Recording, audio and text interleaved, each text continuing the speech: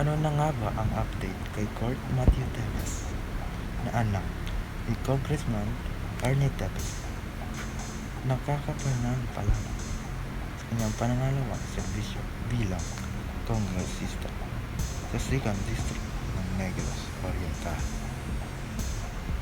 Napabalita nga noon ang pagbubugbog ni Court sa isang gwardya sa isang subdivision kung saan ay meron silang bahay dito sa Maynila.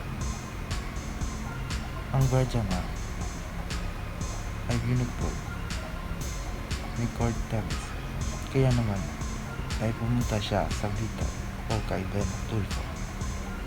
At nang pumunta ang gwardya ay nagkakagutan naman si Congressman Arnie Tevez at si Sir Ben Tulfo. Ano nga kaya ang update sa kaso nila? Maaari na kaya natakot na ang gwardya kaya hindi niya pinabag. Ano nga kaya ang totoo?